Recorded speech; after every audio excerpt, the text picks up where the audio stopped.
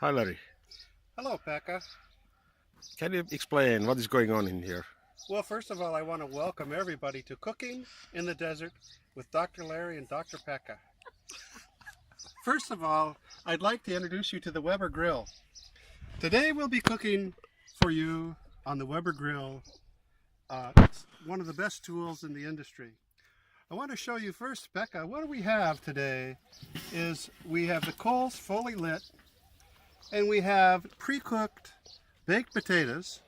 And now we're heating up the potatoes, we're cooking the corn, the peas, we're getting everything ready so that when we finish cutting the tuna and we put the spice on the tuna, we'll do a quick barbecue on each side, making sure that we sear the tuna on the edge, leave plenty of red in the middle, because as we know, when cooking in the desert, that is the best way to eat tuna.